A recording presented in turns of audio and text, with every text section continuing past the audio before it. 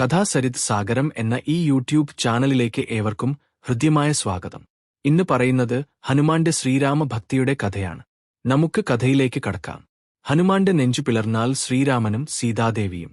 നിത്യബ്രഹ്മചാരിയാണ് ഹനുമാന് എന്നു മാത്രമല്ല കടുത്ത ശ്രീരാമഭക്തനും. ഹിന്ദു പുരാണത്തിലെ പ്രധാനപ്പെട്ട ഒരു കഥാപാത്രമാണ് ഹനുമാൻ. ഹനുമാനെ ആരാധിക്കുന്നത് തന്നെ ആരാധിക്കുന്നതിനു തുല്യമാണെന്ന് ഭഗവാൻ ശ്രീരാമൻ പറഞ്ഞിട്ടുണ്ട്. ഹനുമാന്റെ നെഞ്ചു പിളർന്നാൽ അവിടെ കുടിയിരിക്കുന്നത് ശ്രീരാമനും സീതാദേവിയും ആണ് എന്നുള്ളത് തന്നെ കാരണം.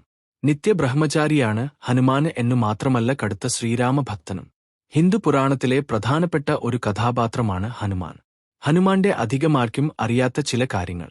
കടുത്ത ശ്രീരാമഭക്തനായിരുന്നു ഹനുമാൻ. ഒരു പ്രത്യേക സാഹചര്യത്തിൽ ഭർത്താവിന്റെ ആയുരാരോഗ്യത്തിനായി സീതാദേവി സിന്ദൂരം നെറ്റിയിൽ വാരിപ്പൂശുകയുണ്ടായി. ഇതുകണ്ട ഹനുമാന് ഭഗവാന്റെ ആയുസ്സിനായി ദേഹം മുഴുവൻ സിന്ദൂരമണിയുകയുമുണ്ടായി. ഹനു എന്നാൽ സംസ്കൃതത്തിൽ താടിയല്ല് എന്നാണ് അർത്ഥം, മാൻ എന്നാൽ വിരൂപമായ എന്നും.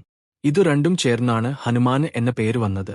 വാത്മീകി മഹർഷിയുടെ രാമായണം കൂടാതെ ഹനുമാൻ തന്റെ സ്വന്തമായ രീതിയിൽ രാമായണം രചിച്ചിട്ടുണ്ട്.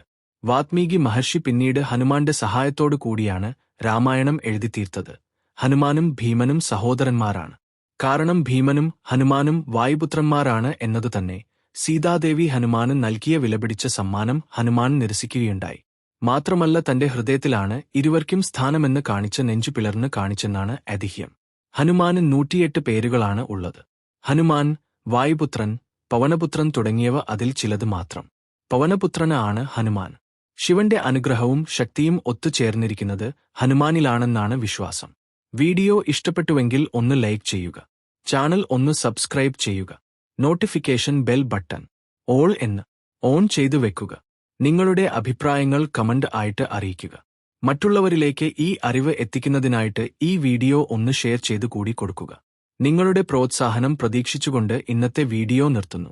നന്ദി, നമസ്കാരം, ശുഭദിനം.